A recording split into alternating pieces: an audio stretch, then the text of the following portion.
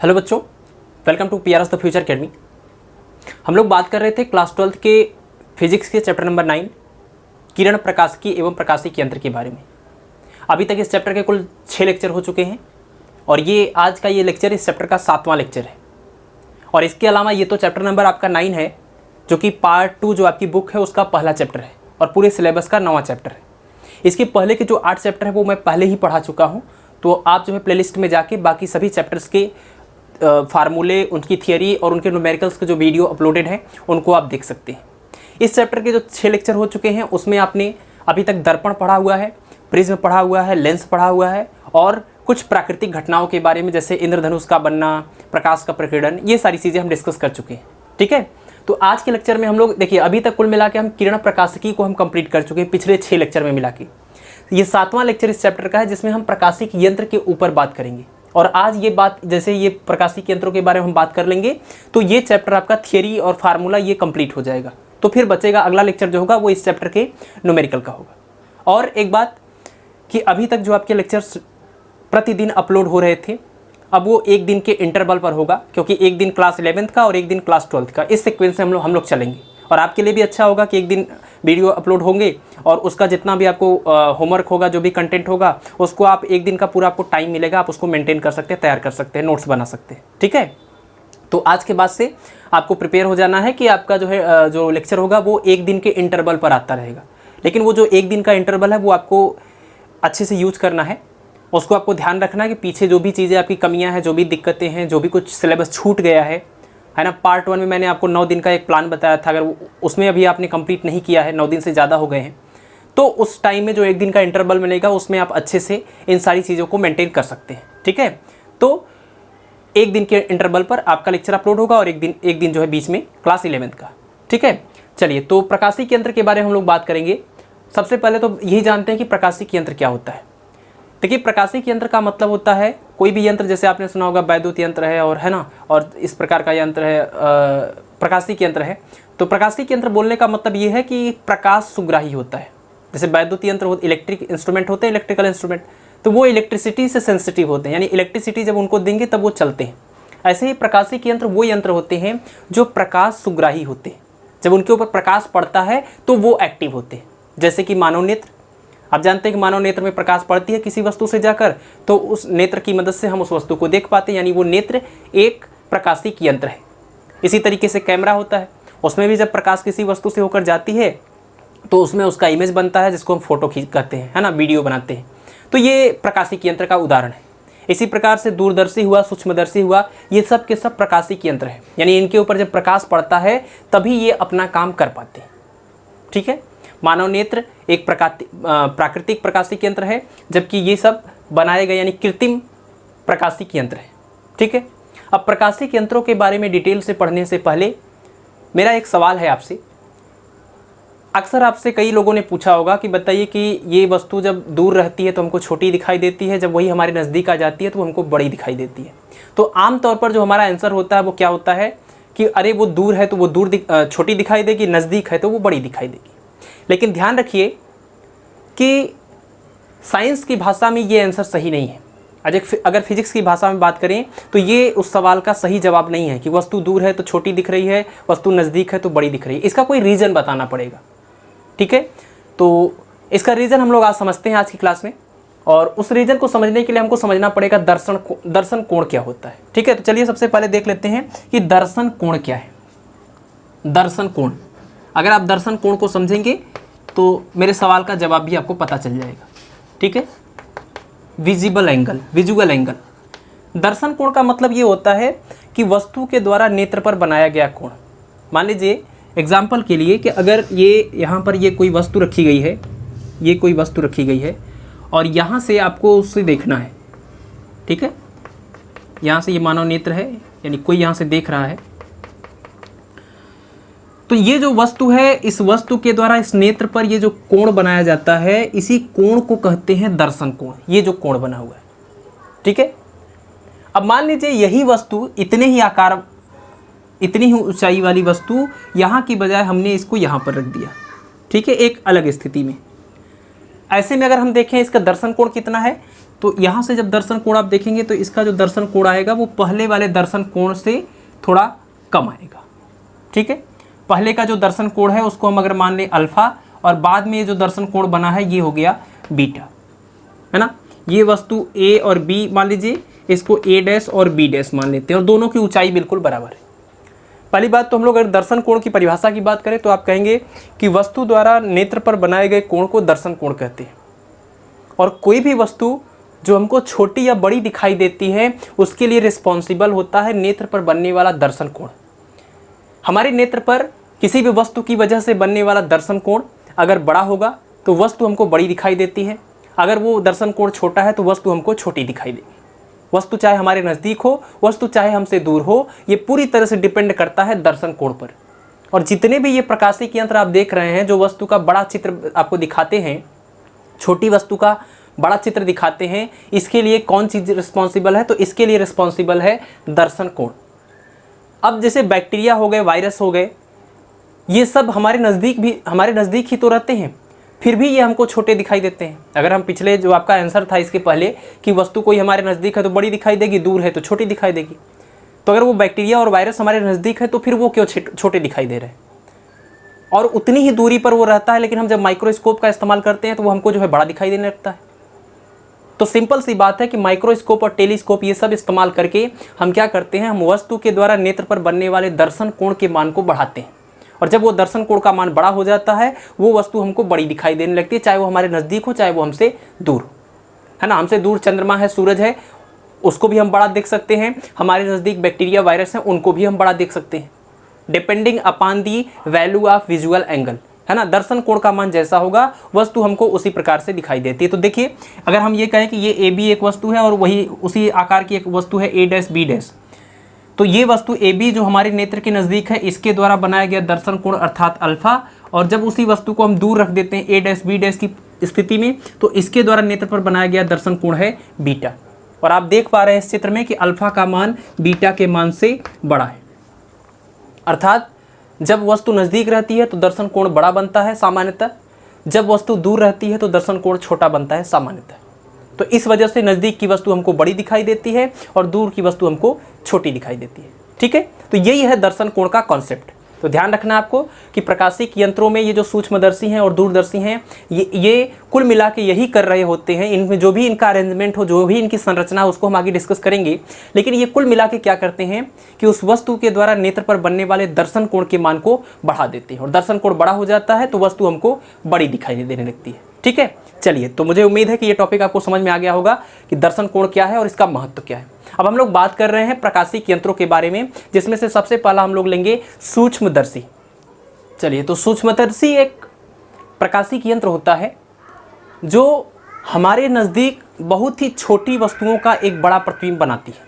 जैसे कि बैक्टीरिया हो गए, वायरस हो गए, ये इतने छोटे होते हैं कि हमारे नज़दीक होने के बावजूद भी हमको नहीं दिखाई देते। तो इनको देखने के लिए हम सूक्ष्मदर्शी का इस्तेमाल करते हैं। नाम से ही क्लियर है, सूक्ष्मदर्शी, है ना। बहुत छोटी छोटी चीज़ों को देखने के लिए ये इस्तेमाल किया जाता है। माइक्रोस्कोप कहते हैं इसको इंग्लिश में। और सूक्ष्मदर्शी जो होता है ये दो प्रकार का होता है, सरल सूक्ष्मदर्शी और संयुक्त सूक्ष्मदर्शी। ठीक है, तो सबसे पहले हम लोग बात करने वाले हैं सरल सूक्ष्मदर्शी के बारे में कि सरल सूक्ष्मदर्शी कैसा होता है, किस तरीके की इसकी बनावट होती है और कैसे ये काम करता है। देखिए, जो सरल सूक्ष्मदर्शी होता है, सरल सूक्ष्मदर्शी, इसको आवर्धक लेंस भी कहा जाता है। सरल सूक्ष्मदर्शी का दूसरा नाम है आवर्धक लेंस, मैग्नीफाइंग ग्लास। ठीक है, आवर्धक लेंस। सरल सूक्ष्मदर्शी का नाम सरल सूक्ष्मदर्शी क्यों है, इसको समझते हैं। और आप ये तो समझ ही चुके हैं इसका काम क्या है कि छोटी वस्तु का बड़ा प्रतिबिंब दिखाना। तो सरल सूक्ष्मदर्शी में एक सिंपल सा उत्तल लेंस लिया जाता है। ये देखिए, उत्तल लेंस अगर कोई ले लिया जाए तो इसमें एक सिंपल सा उत्तल लेंस होता है, और जिस वस्तु को हमको देखना होता है उस वस्तु को हम इस लेंस के फोकस और इस लेंस के बीच में उसको रखने की कोशिश करते हैं। तो इस लेंस का अपना एक फोकस होगा, आप जान रहे हैं। तो मान लेते हैं एक फोकस, ये जो फोकस है ये यहाँ पर है। ठीक है, ये आप जानते हैं F1 होता है और ये F2 होता है। जिस छोटी वस्तु को आपको देखना है उसको हम यहाँ पर रखेंगे, इस स्थिति में लाते हैं। तो आपने पीछे पढ़ लिया है कि उत्तल लेंस द्वारा प्रतिबिंब का बनना, और इसमें लास्ट वाला कंडीशन आपको मैंने बताया था कि अगर कोई वस्तु उत्तल लेंस के फोकस और उसके प्रकाशीय केंद्र के बीच में रखा जाए तो उसका आभासी सीधा और वस्तु से बड़ा प्रतिबिंब बन जाता है ना। तो यहाँ पर अगर हम वस्तु को रख दें इस उत्तल लेंस के फोकस और इसके प्रकाशीय केंद्र के बीच में, तो इससे कोई दो किरणें जाएंगी। एक किरण जाएगी मुख्य अक्ष के समांतर, जो कहाँ से जाएगी, तो मुख्य अक्ष के समांतर किरण जो होती है वो फोकस से होकर जाती है, तो ये फोकस से होकर जाएगी। एक किरण को लेके जाते हैं यहाँ से प्रकाशीय केंद्र से, तो ये प्रकाशीय केंद्र से होकर जाएगी। और इन दोनों किरणों के बीच में इधर दूरी बढ़ रही है, तो अगर इनको आगे इधर बढ़ाएं तो ये दूरी घट रही है, ठीक है। और यहाँ पर इन दोनों का क्या बन गया, ये इमेज बन गया, ठीक है। तो ये चीज़ आप पढ़ चुके हैं कि जब भी उत्तल लेंस के लिए उत्तल लेंस के सामने हम ऐसी स्थिति में वस्तु को रखते हैं तो उसका प्रतिबिंब ऐसा बनता है, बड़ा और सीधा और आभासी। तो इसी प्रॉपर्टी का इस्तेमाल किया जाता है सूक्ष्मदर्शी यानी सरल सूक्ष्मदर्शी के बनाने में। तो सरल सूक्ष्मदर्शी में क्या होता है कि धातु का एक जो है इस तरीके से छल्ला होता है, उसमें एक हैंडल लगा होता है, ये हैंडल लगा होता है, और इसके बीच में ये जो आपको दिख रहा है यहाँ पर, ये हैंडल के बीच में एक यहाँ पर उत्तल लेंस लगा होता है। ये मैं आपको फ्रंट व्यू दिखा रहा हूँ, साइड से नहीं दिखा रहा हूँ। ये यहाँ पर यही वाला लेंस लगा हुआ है अंदर, उत्तल लेंस। इसी की मदद से आप देखते हैं जब डिक्शनरी में कोई वर्ड ढूंढना होता है, उसको पढ़ना होता है बड़ा करके, तो इसी का हम इस्तेमाल करते हैं। यही है सरल सूक्ष्मदर्शी या आवर्धक लेंस। और जब मान लीजिए कि वर्नियर कैलिपर्स और स्क्रू गेज के जो रीडिंग होती है उसको पढ़ना होता है, तब भी हम इसका इस्तेमाल करते हैं, ठीक है। तो ये जो माइक्रोस्कोप है इसको बोलते हैं सिंपल माइक्रोस्कोप यानी कि सरल सूक्ष्मदर्शी। और इसके काम करने का तरीका आपने देख लिया कि वस्तु अगर इसके फोकस के बीच में आ जाएगी तो बड़ा और सीधा प्रतिबिंब बन जाता है, ठीक है। चलिए, ये तो रही बात इसकी बनावट और इसके काम करने के तरीके पे। अब आपको क्या करना है कि जितने भी यहाँ पर आप प्रकाशिक यंत्र पढ़ेंगे उन सभी प्रकाशिक यंत्रों का आवर्धन क्षमता निकालना है, ठीक है। तो सबसे पहले तो मैं आपको आवर्धन क्षमता का इन प्रकाशिक यंत्रों के केस में आवर्धन क्षमता का फार्मूला बता देता हूँ, और वो फार्मूला हर केस में लागू होगा, और उसको सिंपल करेंगे तो अलग तरह से जो है रिजल्ट देखने को मिलेगा। तो सबसे पहला तो आप यही याद रख लीजिए कि आवर्धन क्षमता का फार्मूला क्या है। तो आवर्धन क्षमता M, आवर्धन क्षमता M बराबर होता है बीटा अपान अल्फा, ठीक है। आवर्धन क्षमता किसी भी लेंस के लिए, किसी भी सूक्ष्मदर्शी के लिए M बराबर बीटा अपान अल्फा होता है, जहाँ पर बीटा क्या है, तो बीटा है प्रतिबिंब द्वारा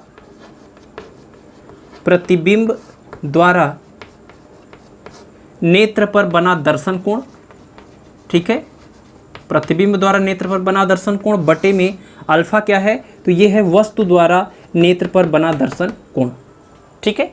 तो आप यही याद करेंगे M बराबर बीटा अपान अल्फा यानी प्रतिबिंब द्वारा बना दर्शन कोण बटे में वस्तु द्वारा बना दर्शन कोण। अगर मान लीजिए कि यहाँ पर ये प्रतिबिंब बना हुआ है और ये प्रतिबिंब है, ये यहाँ पर नेत्र है, तो इस नेत्र पर प्रतिबिंब के द्वारा जो बना हुआ दर्शन कोण है वो इस चित्र में यहाँ पर आपको दिख रहा है, इसको हम कह देते हैं बीटा। और इसी तरीके से अगर ये मान लीजिए लेंस ना होता और यहाँ से हम कहीं से देख रहे होते, ठीक है, और ये कोई वस्तु होती, इस वस्तु के द्वारा नेत्र पर बनाया गया कोण होता अल्फा, ठीक है। और ये वस्तु कितनी दूर होती, तो ये वस्तु होता d दूरी पर। d का मतलब क्या है यहाँ पर, तो d का मतलब होता है स्पष्ट दृष्टि की न्यूनतम दूरी। इसका मान लगभग 25 सेंटीमीटर होता है, ठीक है। तो स्पष्ट दृष्टि की न्यूनतम दूरी पर अगर कोई वस्तु रखी हो तो उसके द्वारा नेत्र पर बना कोण अल्फा, और इस प्रतिबिंब के द्वारा जो कि d दूरी पर ही लगभग बना है, इसके द्वारा नेत्र पर बना दर्शन कोण बीटा हो तो M बराबर बीटा अपान अल्फा, ठीक है। अब इसको जब सॉल्व करते हैं इस सरल सूक्ष्मदर्शी के केस में तो क्या आता है, तो M बराबर ये आ जाता है D अपान U, ठीक है। M बराबर D अपान U, ये फार्मूला है इन जनरल इस सरल सूक्ष्मदर्शी के लिए। लेकिन दो स्थितियां यहाँ पर निकल के आती हैं, और हर केस में आपको दो स्थिति पढ़नी है कि वस्तु को आप जो प्रतिबिंब है वो स्पष्ट दृष्टि की न्यूनतम दूरी पर बना है कि वो अनंत दूरी पर बना है, ठीक है। जितनी दूरी पर प्रतिबिंब बनेगा उसी के अनुसार इस आवर्धन क्षमता का फार्मूला बदल जाता है, इसका डेरिवेशन किया जाता है, ठीक है। तो मैं स्थिति सीधे आपको बताता हूँ, डेरिवेशन हम लोग बाद में करेंगे। तो जब अंतिम प्रतिबिंब कहाँ पर बने, जब अंतिम प्रतिबिंब d दूरी पर बने ऐसे केस में फार्मूला, और जब अंतिम प्रतिबिंब अनंत पर बने तो ऐसे केस में फार्मूला। दोनों ही केस में फार्मूले अलग अलग हैं, ठीक है। तो जब अंतिम प्रतिबिंब d दूरी पर बनता है तो सरल सूक्ष्मदर्शी की आवर्धन क्षमता M बराबर होता है 1 + d/f, ठीक है, ये फार्मूला है। जब अंतिम प्रतिबिंब स्पष्ट दृष्टि की न्यूनतम दूरी पर बने तो m बराबर 1 + d/f, और जब अंतिम प्रतिबिंब अनंत पर बने तो बस यही 1 हटा दीजिए, ये हो जाएगा कितना, m बराबर d/f। ठीक है, तो ये हो गया पूरा आपका सरल सूक्ष्मदर्शी। फिर से शार्ट जो है, इसको शार्ट में जो है एक बार रिवाइज कर लेते हैं। देखिए, सरल सूक्ष्मदर्शी सूक्ष्मदर्शी का एक प्रकार है, दो प्रकार के होते हैं, सरल सूक्ष्मदर्शी और संयुक्त सूक्ष्मदर्शी।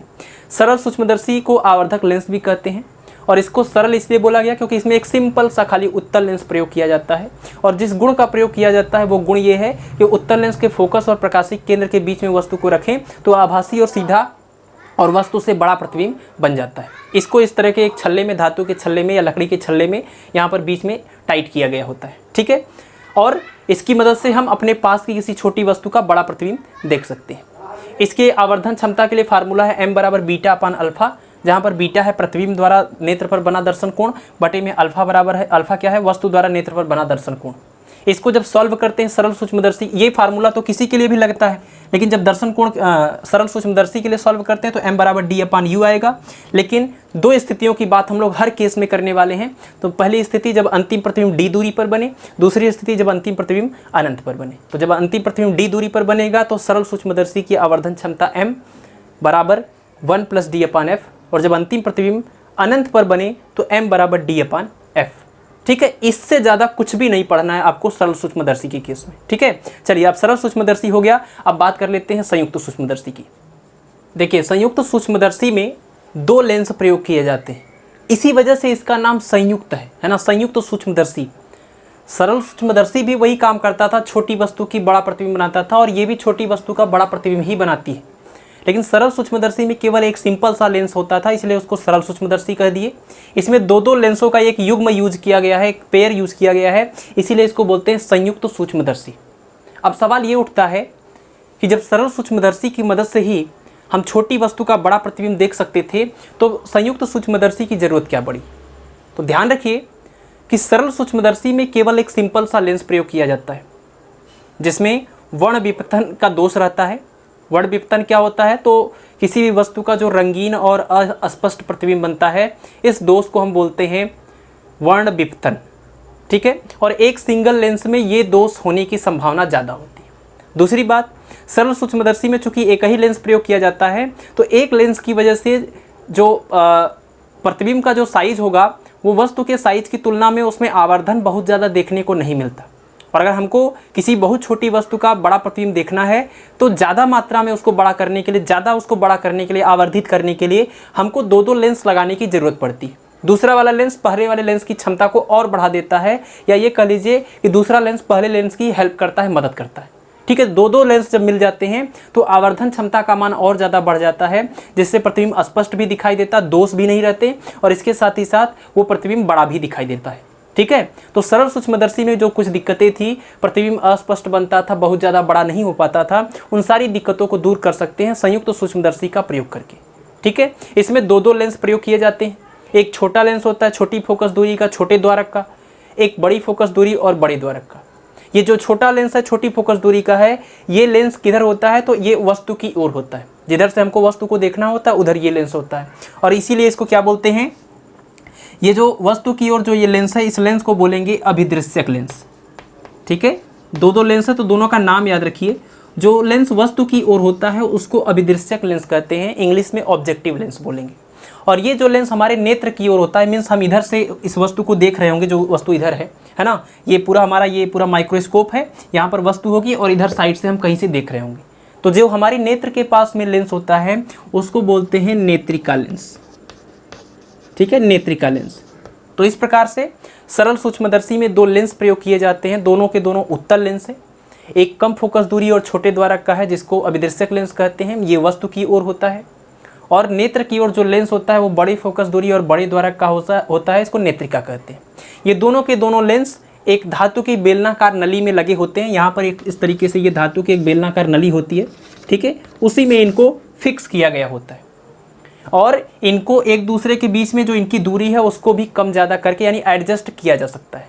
ठीक है, और एडजस्ट करने के लिए जो यहाँ बीच में व्यवस्था होती है उस व्यवस्था को बोलते हैं दंतुर दंड चक्र व्यवस्था। तो इस दंड चक्र व्यवस्था की मदद से इन दोनों को हम आगे पीछे खिसका सकते हैं और इनके बीच की दूरी को कम ज़्यादा कर सकते हैं। ठीक है, चलिए ये तो बात हो गई बनावट की। अब ये काम कैसे करते हैं, ये प्रतिबिंब को बड़ा कैसे करते हैं, इस चीज़ को हमको समझना है। अब देखिए, अगर मान लीजिए कोई वस्तु हो जो इस अभिदृश्यक लेंस के सामने यहाँ पर कहीं पर कोई एक वस्तु रखी हो और ये वस्तु इसके फोकस से बाहर है। इसका फोकस यानी ये आप बोल सकते हैं F1 है और इधर आप जानते हैं एक और फोकस होगा, क्या, दो फोकस होते हैं लेंस में, तो F1 हो गया और F2 हो गया। तो अगर इस अभिदृश्यक लेंस के फोकस से दूर कोई वस्तु रखी जाए तो आप जानते हैं फोकस से दूर जब कोई वस्तु रखी जाएगी तो इसका जो प्रतिबिंब बनता है वो इसके इस वाले द्वितीय फोकस से भी दूर बनता है ना। आपने याद किया 2F1 पर रखते हैं तो 2F2 पर बनता है और 2F1 से आगे जाएंगे तो प्रतिबिंब 2F2 से और आगे जाएगा और जो 2F2 होता है वो F2 के तो बाद ही होगा ना। तो हम यहाँ पर 2F2 को पॉइंट आउट नहीं कर रहे हैं, लेकिन ये तो कन्फर्म है कि प्रतिबिंब जो है वो F2 के बाद ही बनेगा। और इधर भी हमने 2F1 नहीं दिखाया है, इसका मतलब वस्तु अगर F1 से दूर कहीं भी हो तो प्रतिबिंब F2 से दूर बनेगा, ये कन्फर्म है। ठीक है, तो हमने यहाँ पर जो वस्तु रखा है इसका प्रतिबिंब देखिए कैसे बनेगा। एक किरण ले जाइए मुख्य अक्ष के समांतर और समांतर किरण कहाँ से पास होगी, तो ये फोकस से होकर जाएगी इस तरीके से, और एक किरण को लेके जाएंगे कहाँ से, यहाँ से ले जाते हैं ये प्रकाशीय केंद्र से, और ये दोनों किरणें या तो फोकस से लेकर जाइए, इमेज आसानी से बन जाएगा। तो एक किरण ले जाइए यहाँ से फोकस से और ये हो जाएगा मुख्य अक्ष के समांतर। ठीक है, और ये किरण इस तरह से यहाँ पर जाएगी। ठीक है, और ये दोनों किरणें जहाँ पर एक दूसरे को काट रही हैं वहीं पर इमेज बन जाएगा। अब देखिए, इमेज बनाने के लिए हमको इस लेंस को खिसकाना पड़ेगा, तो इसको मैं और आगे बढ़ा देता हूँ ताकि ये इमेज क्लियर बन जाए। तो ये दोनों किरणें देखिए यहाँ पर एक दूसरे को काट रही हैं, तो यहाँ पर ये बन जाएगा इस वस्तु का इमेज, है ना। पहले लेंस की मदद से इस वस्तु का जो प्रतिबिंब होगा वो यहाँ पर बन जाएगा और ये जो प्रतिबिंब बनेगा वो इस वाले लेंस के फोकस से दूर बनेगा। अब चूंकि हम चाहते क्या है कि छोटी वस्तु का बड़ा प्रतिबिंब बने, तो आप देख रहे हैं कि इसने क्या किया है, इस छोटी वस्तु का बड़ा प्रतिबिंब तो बना दिया है, लेकिन इस बड़े प्रतिबिंब को और बड़ा भी हमको आप करना है, क्योंकि हमने इसीलिए तो संयुक्त सूक्ष्मदर्शी का प्रयोग किया है। नहीं, ये काम तो सरल सूक्ष्मदर्शी भी कर सकता था। ठीक है, तो यहाँ पर आगे हम लोग एक और ये बड़ा और बड़ी फोकस दूरी का एक बड़ा लेंस हमने यहाँ पर लगा दिया है। तो यहाँ से अब जो प्रतिबिंब बना था ये पहले लेंस की मदद से, यानी कि अभिदृश्यक की वजह से जो ये प्रतिबिंब बना था वो इस नेत्रिका लेंस के लिए वस्तु का काम करेगी और यहाँ से ये प्रकाश किरणें इसके ऊपर जाएंगी, तो ये लेंस इस प्रतिबिंब को और बड़ा कर देगा। और आप जानते हैं कि कोई भी उत्तल लेंस इस प्रतिबिंब को ये बड़ा तो तभी करेगा जब ये प्रतिबिंब कहाँ, ये वस्तु कहाँ होगी, ये वस्तु इस लेंस के फोकस के अंदर आ जाए। इसका मतलब कि पहले लेंस से जो प्रतिबिंब बना है वो दूसरे लेंस के फोकस के अंदर रहेगा, तभी ये बड़ा प्रतिबिंब बना सकता है। ठीक है, तो इसका मतलब कि इस वाले लेंस का जो फोकस होगा वो इधर कहीं पर होगा। तो एक फोकस इसका आप मान लीजिए F1 डैश इधर होगा और F2 डैश फिर इधर कहीं आगे होगा, F2 डैश। ठीक है, अब यहाँ से देखिए ये किरणें आगे जाएंगी, ये भी आगे जाएगी किरण, और ये सब ये समांतर किरण है तो ये कहाँ से जाएगी, तो समांतर किरण जो है वो फोकस से जाएगी, और ये जो किरण जा रही है ये भी इस तरीके से आगे बढ़ जाएगी। ठीक है, और इन किरणों को जब हम लोग इस तरीके से आगे बढ़ाएंगे डॉट डॉट करके, तो ये सब किरणें आगे आके कहीं पर इधर एक दूसरे को काटेंगी, और जहाँ पर काटेंगी वहीं पर ये क्या बन जाएगा, इसका इमेज बन जाएगा। ठीक है, ये इमेज बन जाएगा। तो इस प्रकार आपने देखा कि ये जो वस्तु थी, ये वस्तु अगर इसको नाम दे दें A B, और इसका जो प्रतिबिंब यहाँ पर बना था वो क्या था, वो हो जाएगा A डैश इधर और B डैश, और फिर A डैश B डैश का जो प्रतिबिंब फिर से यहाँ पर बना ये हो जाएगा A डबल डैश और B डबल डैश। ठीक है, तो इस प्रकार आप देख रहे हैं कि संयुक्त सूक्ष्मदर्शी में दो दो लेंसों ने मिलकर इस छोटी वस्तु A B का एक बहुत बड़ा प्रतिबिंब A double dash B double dash बनाया। अब आप कहेंगे कि ये जो वस्तु है इस वस्तु की तुलना में ये प्रतिबिंब तो उल्टा है, तो इस प्रतिबिंब को सीधा करने के लिए और तमाम व्यवस्थाएं वहाँ पर प्रिज्म लगा के और तमाम व्यवस्थाएं करके इस प्रतिबिंब को सीधा कर लिया जाता है। लेकिन प्रतिबिंब बड़ा बना कैसे, हमको ये चीज़ यहाँ पर समझना था। ठीक है, तो संयुक्त सूक्ष्मदर्शी में दो लेंस हैं, एक अभिदृश्यक और एक नेत्रिका। अभिदृश्यक उसको बोलते हैं जो वस्तु की ओर होता है, और नेत्रिका उसको बोलते हैं जो नेत्र की ओर होता है, यानी कि यहाँ पर नेत्र है, यहाँ से हम वस्तु को देख रहे हैं। ठीक है, ये हो जाएगा। और इसका जो प्रतिबिंब बन गया है, देखिए पहले लेंस की मदद से इस वस्तु का जो प्रतिबिंब बनता है वो दूसरे लेंस के फोकस के अंदर आ जाता है। इस वजह से दूसरा वाला लेंस इस वस्तु को और ज़्यादा बड़ा इसका प्रतिबिंब यहाँ पर बना देता है। ये पूरा इसका कार्य करने का तरीका हो गया। अब यहाँ पर कुछ दूरियाँ हैं जिसको हम लोग क्या क्या लिख सकते हैं। देखिए ये वस्तु है, ये लेंस है, और ये ऑब्जेक्टिव लेंस है, तो ऑब्जेक्टिव लेंस से वस्तु की दूरी को बोलेंगे यूओ। ठीक है। इसी प्रकार से इससे जो प्रतिबिंब बना है, ये वाला प्रतिबिंब, उस दूरी को क्या बोलेंगे, वीओ।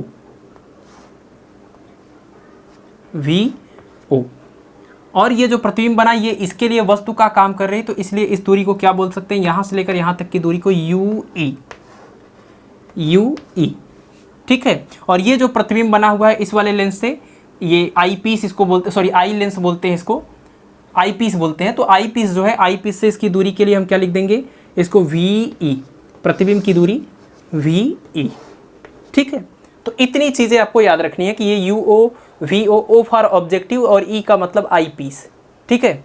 अब बात आती है कि आवर्धन क्षमता का फार्मूला क्या होगा। तो मैंने बताया आपको आवर्धन क्षमता का फार्मूला इन जनरल जो होता है वो होता है m इज टू क्या, बीटा अपान अल्फा। और इसको जब सॉल्व करते हैं इसके लिए, तो आप जानते हैं कि दो स्थितियों में आंसर आएगी। तो दो स्थितियों में कौन कौन सी दो स्थितियां हैं, तो एक वो जब अंतिम प्रतिबिंब स्पष्ट दृष्टि की न्यूनतम दूरी पर बने, और दूसरा जब अंतिम प्रतिबिंब अनंत पर बने। ठीक है। तो जब अंतिम प्रतिबिंब अगर डी दूरी पर बन रहा है, यानी स्पष्ट दृष्टि की न्यूनतम दूरी पर, तो आवर्धन क्षमता के लिए फार्मूला क्या होता है, तो ये फार्मूला है m is equal to minus V O upon you o, bracket में 1 plus D upon F e. ठीक है। ये फार्मूला है। ये फार्मूला तब इस्तेमाल करेंगे जब अंतिम प्रतिबिंब स्पष्ट दृष्टि की न्यूनतम दूरी पर, यानी डी दूरी पर बनेगा तब। अब इसमें आप जानते हैं डी का मान लगभग 25 सेंटीमीटर होता है। एफ ई का क्या मतलब है, एफ ई मतलब इस वाले लेंस का, ये जो आई पीस है इसकी फोकस दूरी है एफ ई, और ये जो ऑब्जेक्टिव है इसकी फोकस दूरी है एफ ओ। ठीक है। तो एफ ई हो जाएगा 1 plus D upon F E, और ये minus V O upon you O. ठीक है। ये तो हो गया संयुक्त सूक्ष्मदर्शी की आवर्धन क्षमता का फार्मूला जब अंतिम प्रतिबिंब स्पष्ट दृष्टि की न्यूनतम दूरी पर बने। और जब अंतिम प्रतिबिंब अनंत पर बनने लगे, जब अंतिम प्रतिबिंब अनंत पर बने, तो ऐसे में आवर्धन क्षमता का फार्मूला क्या है, तो ऐसे में आवर्धन क्षमता का फार्मूला है m बराबर, यही 1 हटा देंगे। पिछले में भी आपने देखा था, सरल सूक्ष्मदर्शी में भी बस 1 को हटाना था, यहाँ पर भी वही करेंगे। तो minus V O upon you O, और ब्रैकेट में क्या हो जाएगा, डी अपान एफ ई। ठीक है। ये हो जाएगा इसकी आवर्धन क्षमता का फार्मूला। तो इतनी ही चीज़ें आपको याद रखनी है संयुक्त सूक्ष्मदर्शी के रूप में। सबका आपको कार्यविधि पता करना है, संरचना पर ध्यान रखना है। आवर्धन क्षमता का फार्मूला वो भी दो स्थितियों में, जब डी दूरी पर बने तब, और जब अनंत पर बने तब। ठीक है। तो इस प्रकार आपने सूक्ष्मदर्शी समझ लिया है, और सूक्ष्मदर्शी के दोनों प्रकार यानी सरल और संयुक्त सूक्ष्मदर्शी। तो चलिए अब बात कर लेते हैं दूरदर्शी के बारे में। चलिए तो सबसे पहले बात कर लेते हैं दूरदर्शी की परिभाषा के बारे में। जैसा कि नाम से स्पष्ट है, दूरदर्शी उस प्रकाशिक यंत्र को कहते हैं जो हमसे बहुत ज़्यादा दूर होते हैं, और दूर होने की वजह से वो हमको छोटे दिखाई देते हैं, तो उनके बड़े प्रतिबिंब को देखने में ये मदद करता है। यानी हमसे बहुत दूर स्थित वस्तुओं के बड़े प्रतिबिंब को देखने के लिए हम दूरदर्शी का प्रयोग करते हैं। दूरदर्शी दो प्रकार के, अपवर्ती दूरदर्शी और परावर्ती दूरदर्शी। अपवर्ती दूरदर्शी का मतलब ऐसा दूरदर्शी जिसमें प्रकाश का अपवर्तन होता है, और परावर्ती दूरदर्शी में प्रकाश का परावर्तन होता है। अपवर्ती दूरदर्शी को भी देखा जाए तो आप दो भागों में बांट सकते हैं। एक होता है खगोलीय दूरदर्शी, खगोलीय अपवर्ती दूरदर्शी, और दूसरा होता है पार्थिव अपवर्ती दूरदर्शी। खगोलीय अपवर्ती दूरदर्शी का प्रयोग हम अंतरिक्ष में उपस्थित जो ग्रह, नक्षत्र, तारे हैं, इन सब को देखने के लिए, आकाशीय पिंडों को देखने के लिए उपयोग करते हैं। और पार्थिव अपवर्ती दूरदर्शी का प्रयोग हम लोग पृथ्वी पर कोई वस्तु अगर बहुत दूर स्थित है तो उसको देखने के लिए प्रयोग करते हैं। हम लोग यहाँ पर जो बात करने वाले हैं वो अपवर्ती दूरदर्शी के कौन से प्रकार पर बात करेंगे, तो हम लोग खगोलीय अपवर्ती दूरदर्शी के बारे में बात करेंगे। ठीक है। तो चलिए अब दूरदर्शी की परिभाषा समझ लिया आपने, अब हम बात कर लेते हैं खगोलीय अपवर्ती दूरदर्शी के बारे में। ठीक है ना। ध्यान रखना आपको कि अपवर्ती दूरदर्शी नाम बोलने से यह स्पष्ट नहीं होता है कि वो खगोलीय है कि पार्थिव है। तो हम लोग स्पेशली यहाँ पर बात करने वाले हैं खगोलीय अपवर्ती दूरदर्शी के बारे में। ठीक है। खगोलीय अपवर्ती दूरदर्शी, खगोलीय अपवर्ती दूरदर्शी। ठीक है। अब चलिए खगोलीय दूरदर्शी की अगर बनावट की बात करें तो इसमें भी दो लेंस प्रयोग किए जाएंगे, दो उत्तल लेंस प्रयोग किए जाएंगे। एक लेंस जो बड़ी फोकस दूरी और बड़े द्वारक का है, ये नेत्र की ओर होगा, वस्तु की ओर होगी, जिसको अभी दृश्यक बोलेंगे। और एक छोटे फोकस दूरी और छोटे द्वारक का है, जिसको नेत्रिका लेंस बोलेंगे क्योंकि ये नेत्र की ओर होगी। ठीक है, अब अगर आप इस दूरदर्शी को अगर संयुक्त सूक्ष्मदर्शी से कंपेयर करें तो आप देखेंगे कि काफ़ी सिमिलरिटी है लेकिन एक डिफरेंस है। और डिफरेंस वो क्या है कि संयुक्त सूक्ष्मदर्शी में वस्तु की ओर जो अभिदृश्यक था वो छोटी फोकस दूरी का था और जो नेत्र की ओर नेत्रिका लेंस थी वो बड़ी फोकस दूरी की थी, जबकि इसमें जस्ट उसका उल्टा है। ठीक है, तो यही बात आपको याद रखना है कि सूक्ष्मदर्शी में चूंकि हमको छोटी वस्तु को देखना था तो वस्तु की ओर जो लेंस है वो हमने छोटा लिया था। दूरदर्शी में बहुत दूर स्थित बड़ी वस्तु है कोई, लेकिन छोटी दिखाई दे रही, बहुत दूर स्थित है, तो उसको देखना है तो ज़्यादा से ज़्यादा हम चाहेंगे प्रकाश किरण इससे पास हो, और इसके लिए इस लेंस को बड़े द्वारक का रखना पड़ेगा ताकि ज़्यादा से ज़्यादा प्रकाश आए और वो वस्तु का जो प्रतिबिंब है वो स्पष्ट दिखाई दे। ठीक है, तो सूक्ष्मदर्शी में छोटी वस्तु को देखना था, वो वस्तु हमारे नज़दीक थी, तो ज़्यादातर प्रकाश तो छोटे लेंस में से भी आ सकती है, तो उसमें हमने अभिदृश्यक छोटी फोकस दूरी का लिया था। इसमें बहुत दूर वस्तु है और कम प्रकाश आ पा रहा है, तो ज़्यादा हमको अच्छा इमेज बनाने के लिए बड़ी फोकस दूरी का बड़े द्वारक का लेंस प्रयोग करना पड़ता है। ठीक है, चलिए अब चूंकि ये खगोलीय दूरदर्शी है तो आकाशीय पिंडों को देखने के काम आता है, तो इसका मतलब आप ये कह सकते हैं कि जो वस्तु है वो अनंत पर रखा हुआ है। ठीक है, और आपने पढ़ा है कि अनंत पर जब कोई वस्तु उत्तल लेंस के सामने रखी जाती है तो उसका प्रतिबिंब फोकस पर और छोटा बनता है, तो इसका भी प्रतिबिंब कहाँ बनेगा, इस लेंस के फोकस पर। तो यहाँ से देखिए दो किरणें लेके जाएंगे, एक तो इसके प्रकाशिक केंद्र से लेकर जाएंगे और दूसरा लेके जाएंगे यहाँ से कहीं और भी किसी और बिंदु से, लेकिन इस किरण के बिल्कुल समांतर। तो ये दो समांतर किरणें हम मान ले रहे हैं कि इस वस्तु से आ रही हैं, खगोलीय पिंड से आ रही हैं, और इस लेंस से जब होकर गुजरती हैं तो इसका प्रतिबिंब कहाँ पर बनता है, तो इसका प्रतिबिंब बन जाता है यहाँ पर, ये इसके फोकस पर है ना। ये जो बिंदु है ये इस लेंस का फोकस है। इस लेंस के दो फोकस होंगे, एक इधर होगा f1 बोल देते हैं और एक ये क्या है f2 बोल देते हैं। ठीक है, अब आप जानते हैं कि दूसरा वाला लेंस लगा है तो दूसरे वाले लेंस का काम क्या होगा कि ये इस प्रतिबिंब को और बड़ा कर दे। तो इस प्रतिबिंब को और बड़ा करने के लिए यहाँ पर क्या होगा, ये जो प्रतिबिंब बनेगा ये प्रतिबिंब का इस लेंस के फोकस के अंदर आना जरूरी है, क्योंकि आपने लेंस की ये प्रॉपर्टी पढ़ी है कि जब वस्तु उसके फोकस के अंदर आ जाए तो वो बड़ा प्रतिबिंब बना देता है। तो अगर ये वाली वस्तु इस लेंस के फोकस के अंदर हो तभी ये काम करेगी। तो यहाँ पर जो रैक एंड पिनियन अरेंजमेंट होता है उससे कुछ इस प्रकार से अरेंज करते हैं कि इसका जो फोकस है वो यहाँ पर है। ठीक है, इसको आप बोल दीजिए f1 डैश और इस तरफ बोल देते हैं f2 डैश। ठीक है, यानी इस अभिदृश्यक के द्वारा, ये अभिदृश्यक है, अभिदृश्यक लेंस से जो प्रतिबिंब बनेगा आकाशीय पिंड का वो नेत्रिका लेंस के फोकस के अंदर आ जाए।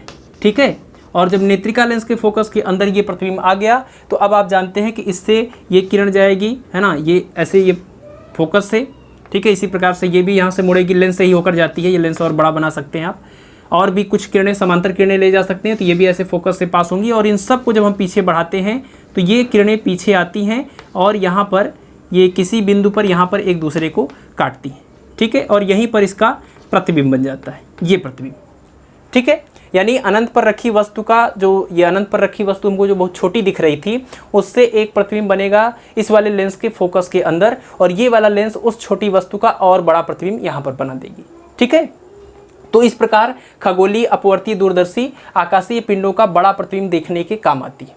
अब आप कहेंगे कि इसको पृथ्वी पर किसी वस्तु को बड़ा देखने के लिए क्यों प्रयोग नहीं कर सकते, क्योंकि खगोलीय अपवर्तीय दूरदर्शी जो है वो वस्तु का उल्टा प्रतिबिंब बनाती है, और आकाशीय पिंडों को देखने में इसलिए दिक्कत नहीं है क्योंकि आकाशीय पिंड लगभग गोल होते हैं तो उनका उल्टा सीधा कुछ कोई प्रॉब्लम नहीं है, वो सही है।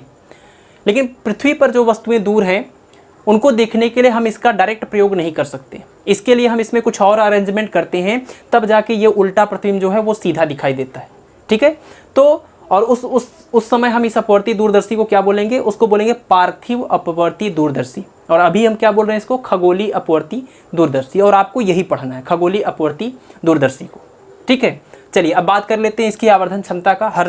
हर टॉपिक की तरह इसके बारे में भी वही है कि इसकी आवर्धन क्षमता m बराबर क्या, m बराबर बीटा अपान अल्फा, और दो स्थितियों में बात होगी, जब अंतिम प्रतिबिंब अनंत पर बनेगा और जब अंतिम प्रतिबिंब d दूरी पर बनेगा।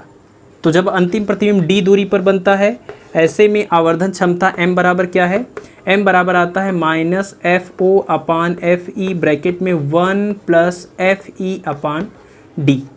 ठीक है, जब अंतिम प्रतिबिंब स्पष्ट दृष्टि की न्यूनतम दूरी पर बने तो इस खगोलीय दूरदर्शी की आवर्धन क्षमता का ये फार्मूला है, जिसमें FO का मतलब ऑब्जेक्टिव लेंस यानी अभिदृश्य की फोकस दूरी, और FE का मतलब आई पीस यानी कि नेत्रिका की फोकस दूरी। इसी प्रकार से यहाँ पर D जो है वो क्या है, तो D है आप जानते हैं स्पष्ट दृष्टि की न्यूनतम दूरी। तो जब अंतिम प्रतिबिंब D दूरी तक बनता है तो ऐसे केस में हमने ये फार्मूला यूज किया है, ठीक है।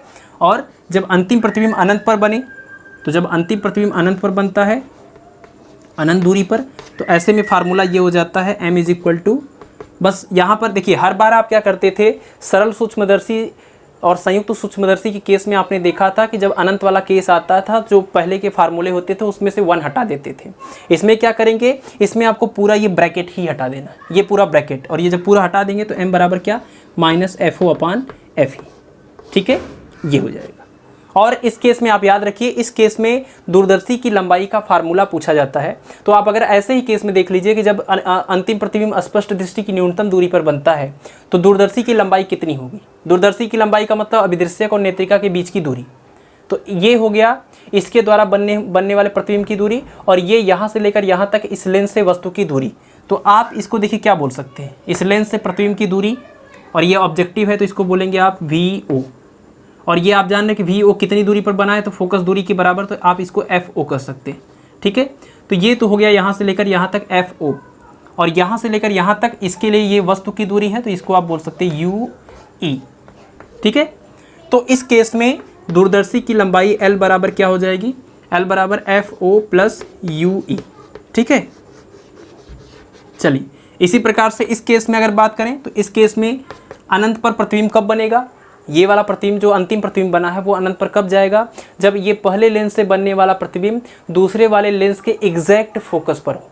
क्योंकि आपने पढ़ा है कि अगर उत्तल लेंस के फोकस पर वस्तु को रख दिया जाए तो उसका प्रतिबिंब अनंत पर बनता है ना। तो अगर इन दोनों के फोकस बिल्कुल ओवरलैप करें तो इसके फोकस पर बनने वाला प्रतिबिंब इसके फोकस पर आ जाएगा, और उसका जब प्रतिबिंब बनेगा तो वो अनंत पर चला जाएगा, ठीक है। तो ऐसे केस में आप लिखेंगे FO प्लस ये FE, यानी कि L बराबर FO प्लस FE, ठीक है। ये हो गया अनंत पर जब इस प्रतिबिंब बनेगा, तो ऐसे केस में दूरदर्शी की लंबाई का फार्मूला। तो बस इतनी चीज़ें आपको दूरदर्शी केस में ध्यान रखना है, खगोलीय दूरदर्शी के केस में, कि आपको दोनों लेंस बनाने हैं। ये अभिदृश्यक हो गया, ये नेत्रिका हो गई, इससे पहले ये अनंत पर रखी वस्तु का इससे जो प्रतिबिंब बनेगा वो इसके फोकस पर बनेगा, और इसका जो फोकस होगा वो इस वाले लेंस के फोकस के अंदर रहेगा, जिसकी वजह से इस प्रतिबिंब का, इस वस्तु का एक और बड़ा प्रतिबिंब बन जाए, ठीक है। आवर्धन क्षमता का फार्मूला जब D दूरी पर बने तो -FO/FE 1 + FE/D, और यहाँ पर जब अनंत का केस आएगा तो -FO/FE। ऐसे केस में लंबाई, दूरदर्शी की लंबाई L बराबर FO प्लस UE, और जब अनंत पर बनेगा तो L बराबर FO प्लस FE। और सबसे ज़्यादा बार जो पूछा जाता है वो ये केस है, ठीक है। चलिए, तो ये इतनी चीज़ें हो गई। अब लास्ट टॉपिक हम डिस्कस कर लेते हैं, परावर्ती दूरदर्शी। चलिए, तो अब बात कर लेते हैं परावर्ती दूरदर्शी के बारे में। देखिए, जैसे आपने यहाँ पर देखा था कि सरल सूक्ष्मदर्शी भी छोटी वस्तु का बड़ा प्रतिबिंब बनाती है, तो संयुक्त सूक्ष्मदर्शी की ज़रूरत क्यों पड़ी। तो आपने देखा कि जो दिक्कतें सरल सूक्ष्मदर्शी में होती हैं वो संयुक्त सूक्ष्मदर्शी में वो दिक्कत नहीं आती है, और वो और अच्छे से काम करती है, इस वजह से इसकी ज़रूरत पड़ी। अब यही सवाल यहाँ पर उठता है कि जब खगोलीय दूरदर्शी यानी अपवर्ती दूरदर्शी में आप किसी भी छोटी दूर स्थित किसी छोटी वस्तु का बड़ा प्रतिबिंब देख सकते हैं, तो फिर ये परावर्ती दूरदर्शी की ज़रूरत क्यों पड़ी। तो सबसे पहले तो आप ये याद रखिए कि अपवर्ती दूरदर्शी की अगर बात करें या दूरदर्शी की ही बात करें, तो दूरदर्शी चूँकि दूर की स्थित किसी वस्तु का बड़ा प्रतिबिंब बनाने के काम आती है, और अगर आप चाहते हैं कि उस वस्तु का प्रतिबिंब एकदम स्पष्ट बने, चमकीला बने, तो उससे ज़्यादा प्रकाश को जो है उस लेंस पर आके आपतित होना पड़ेगा, और ज़्यादा से ज़्यादा प्रकाश तभी उस पर आके गिरेगा जब उस लेंस का द्वारक बड़ा होगा, इसकी फोकस दूरी का मान बड़ा होगा। अर्थात आप ये समझ सकते हैं कि दूरदर्शी का प्रयोग करके वस्तु का स्पष्ट प्रतिबिंब बनाने के लिए जो अभिदृश्यक लेंस था, उस लेंस का द्वारक या फोकस दूरी का मान अधिक होना चाहिए, लेकिन अभिदृश्यक लेंस की फोकस दूरी और उसके द्वारक को अधिक करने की एक क्षमता है। एक लिमिट के बाद आप उसको उससे ज़्यादा और बड़ा नहीं रख सकते। पहली बात तो ये काम बहुत कठिन है, और दूसरा ये महंगा होता है। तो इन मुश्किलों से बचने के लिए परावर्ती दूरदर्शी के बारे में सोचा गया, और परावर्ती दूरदर्शी में और भी कुछ खास बातें हैं जो कि अपवर्ती दूरदर्शी में नहीं होती। इसी वजह से अगर मॉडर्न एज में बात करें, आधुनिक युग में, तो अपवर्ती दूरदर्शी की बजाय परावर्ती दूरदर्शी का प्रयोग करके ही खगोलीय पिंडों को देखा जाता है। दुनिया का सबसे बड़ा परावर्ती दूरदर्शी संयुक्त राज्य अमेरिका में है। आपके एनसीईआरटी के बुक में बहुत ही अच्छी बातें लास्ट में लिखी गई हैं इससे रिलेटेड, आप एक बार उसको जरूर पढ़ेंगे। ठीक है, चलिए अब देखिए, आपने देखा था कि अपवर्ती दूरदर्शी में 2 लेंस प्रयोग किए जाते हैं, लेकिन परावर्ती दूरदर्शी में एक ही लेंस प्रयोग किया जाता है, एक दर्पण प्रयोग किया जाता है। यानी जहां पर अपवर्ती दूरदर्शी में अभिदृश्यक लेंस होता था, उस अभिदृश्यक लेंस की जगह पर ये दर्पण प्रयोग किया गया है, जिसको अभिदृश्यक दर्पण बोल रहे हैं, और ये अवतल प्रकृति की होती है। ठीक है, यानी जो अभिदृश्यक लेंस हम बात कर रहे थे कि उसको बड़ा रखना पड़ेगा स्पष्ट प्रतिबिंब बनाने के लिए, उसकी जगह पर इसमें अभिदृश्यक दर्पण प्रयोग किया जाता है, और दर्पण को लेंस से कम मुश्किल को झेलते हुए आप आसानी से बड़ा भी बना सकते हैं। और इसके अलावा ध्यान रखिए कि लेंस से होकर जब प्रकाश किरणें गुजर रही होती हैं तो वो लेंस से निकलने के बाद प्रकाश की किरणों की वो तीव्रता नहीं रह जाती जो उसके ऊपर आपतित होते समय थी, क्योंकि वो किरणों को अवशोषित करता है। जबकि परावर्तन के केस में ऐसा नहीं होता है, जितनी तीव्रता का प्रकाश इसके ऊपर आपतित होता है वो परावर्तित होने की वजह से यहाँ पर उसकी तीव्रता में कोई फर्क नहीं पड़ता, और इससे ये प्रतिबिंब और स्पष्ट बनता है यहाँ पर। ठीक है, और चमकीला बनता है। तो ये कुछ खास बातें हैं परावर्ती दूरदर्शी के प्रयोग करने की। तो यहाँ पर देखिए, अनंत से आने वाली किरणों का ये अभिदृश्यक जो दर्पण है या अवतल दर्पण है, इस पर आके पड़ती हैं। फिर यहाँ पर एक बीच में लगा होता है द्वितीयक दर्पण। इस दर्पण से इन प्रकाश किरणों को विक्षेपित करके इस नेत्रिका लेंस के ऊपर आपतित करते हैं, और उसके बाद फिर यहाँ पर आगे इस नेत्रिका में इसका यहाँ पर जहाँ इधर से देखते हैं तो हमको वस्तु का बड़ा प्रतिबिंब दिखाई देता है। ठीक है, इतनी चीज़ें आप याद रखिए कि अपवर्ती दूरदर्शी में 2 लेंस होते थे, और अच्छा प्रतिबिंब बनाने के लिए अभिदृश्यक लेंस को बड़ा रखना पड़ेगा, जो कि मुश्किल काम है, महंगा भी है। तो हमने क्या किया है, परावर्ती दूरदर्शी में उस अभिदृश्यक लेंस की जगह पर हमने एक दर्पण लगा दिया, अवतल दर्पण। इससे ये काम भी आसान है, और यहाँ पर चूंकि ये प्रकाश किरणों को अवशोषित नहीं कर रहा है तो जो प्रतिबिंब बनेगा वो स्पष्ट भी बनेगा और सुविधाजनक भी होता है। इसी वजह से इसका प्रयोग किया जाता है। ठीक है, और इसकी भी आवर्धन क्षमता का अगर फार्मूला हम डिस्कस करें तो फार्मूला वही सब कुछ होता है जो कि अपवर्ती दूरदर्शी के लिए होता है। ठीक है, तो परावर्ती दूरदर्शी में कोई अलग चीज़ नहीं है। आवर्धन क्षमता m बराबर -FO/FE और ब्रैकेट में 1 + FE/D। ये कौन सा केस है, तो ये तब का केस है जब अंतिम प्रतिबिंब d दूरी पर बनता है, ये पहला केस है। ठीक है, जब अंतिम प्रतिबिंब अनंत पर बनने लगे, तब जब अंतिम प्रतिबिंब अनंत पर बनता है तो ऐसे केस में आवर्धन क्षमता m बराबर होता है -FO/FE। ठीक है, तो ये फार्मूले आप याद रखेंगे, और इसी के साथ आपका ये जो चैप्टर है किरण प्रकाशिकी एवं प्रकाशिकी यंत्र, काफ़ी लंबा संघर्ष करने के बाद ये चैप्टर आज इसकी थियरी और इसके फार्मूले कंप्लीट हो गए। जितना भी अभी तक मैंने बताया है इसको आप जो है पूरा नोट बना लीजिए, है ना। नोट्स अच्छे से बना के फार्मूले को प्रैक्टिस कर लीजिए। ये फार्मूले देखिए बहुत ज़्यादा भूलते हैं, तो इसको आप एकदम रिवाइज कर लीजिए। कैलकुलेशन जो भी हैं जो भी न्यूमेरिकल बचे हुए हैं इसको हम लोग अगले लेक्चर में डिस्कस करेंगे। तो अभी के लिए आप जो भी कल का टाइम आपको मिल रहा है उस टाइम में आप इन सारे चैप्टर्स को, पीछे के जितने भी लेक्चर्स हैं इन सबको आप तैयार करिए। मिलते हैं आपसे नेक्स्ट लेक्चर में इस चैप्टर के न्यूमेरिकल्स के साथ। धन्यवाद।